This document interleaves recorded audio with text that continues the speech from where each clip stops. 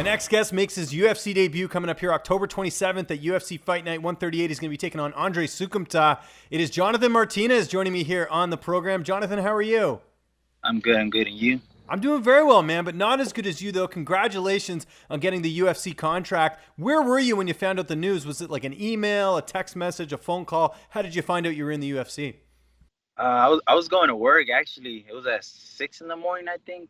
My manager called me and told me if I was interested in fighting him, and I was like, I didn't know who he was until I was right next to my brother. My brother told me, yeah, I know who that is. Check him out. And I looked him up, and I was like, yeah, I'll take it. So then they told me, just wait a couple hours, and we'll hit you back up and let you know. Okay, that's interesting. So you're at work when this is all going on. Like, are you telling like your boss, you're like, hey man, I just need a break for like a second here to go look at my opponent? Is that kind of how it went down? Uh, yeah, in a way, yeah, pretty much. I was real excited, so I just kept looking at my phone, seeing my manager call or something. I'll message anything yet. It was pretty cool. What do you do for work? I was working on a seat company. Okay. What type of seats do you work on? It was they'll bring it from out of town, and I just had to like wait in and stuff like that. But So you do that along with obviously training and everything. So that's what that pays the bills for you right now. yeah, but when I found out I was fighting, I was like, man, I'm gonna go full time. So I left the job and just started training full Wow. time. So you just quit your job right then and there once you got the call. Yeah, I was like, yeah, time to do this full time. Wow, good for you, man. That's awesome. Going all in. I like that. Did you feel like an opportunity like this was coming? I mean, you have a great record, but I know you haven't fought in a while. Was this something you were expecting? Not really. I had a fight. I was gonna fight October 19th, so I was already getting ready for that fight. And now they told me about this, and I jumped on it and said yes. Okay. That's good. Let's start at the beginning, though, man. Where did this all begin for you? How did you get involved in combat sports? It started when I was 15.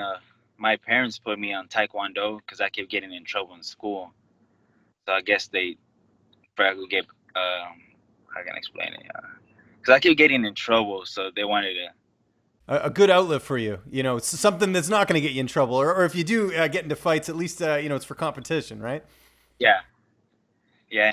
That's how it started, really, and then I just stayed there for a year, and then I stopped training for like 6 months.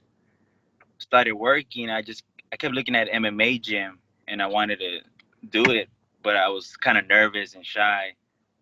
So then one day my girl told me, "Hey, I just paid for you for the month," and I was like, "Really? Yeah, you start tomorrow."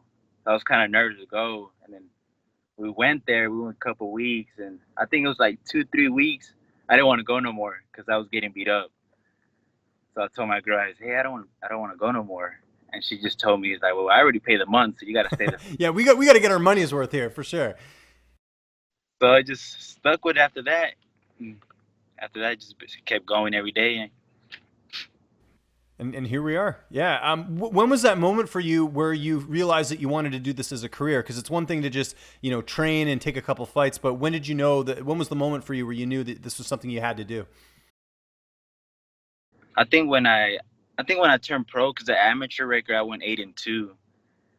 So I had my first pro fight. I think I was 0-0, and the guy was 5-2. So after that, I won my first fight. I started making this started focus on it more really. Okay. Good stuff. You haven't fought since September. You mentioned you had a fight lined up here, but what has been the reason for the layoff? Not fighting for more than a year. Once I got hurt, and then I have 2 fights lined up, and they pulled out. So kind of just waited back and just been training.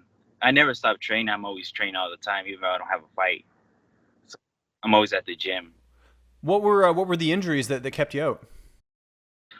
One, it was my shoulder, and the other one was I think I had a tooth infected, and it got like real swollen. So I wasn't training for a while. No, I guess not. You can't really train. You can't get punched in the face when your face is already swollen, right? That wouldn't be too Yeah. good. So, any of those offers, were they contender series offers? Because again, you have a great record. I imagine you probably had some offers that were in a higher organization.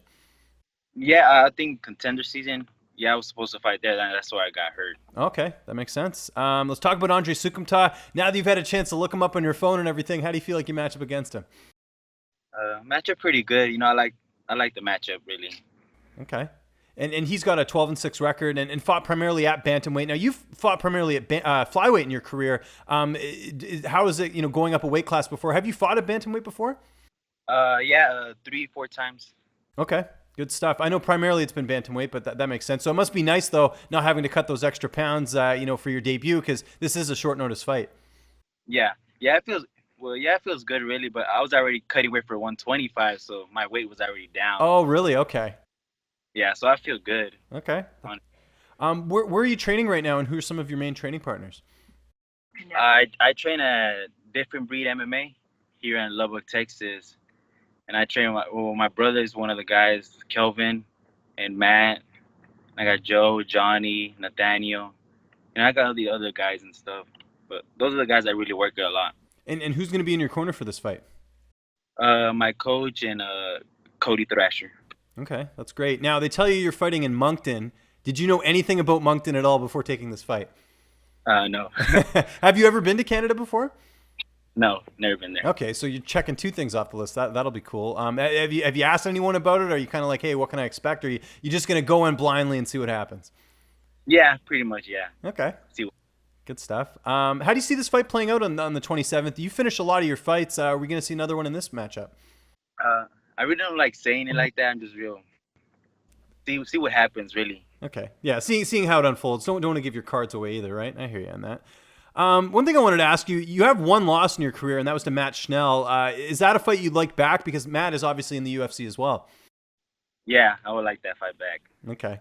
Because, yeah, it would be interesting all these years later to see if you could have the rematch. Would the plan be to go down to 25 after this fight, regardless of the outcome? Yeah, after this fight, I'll go down at 125.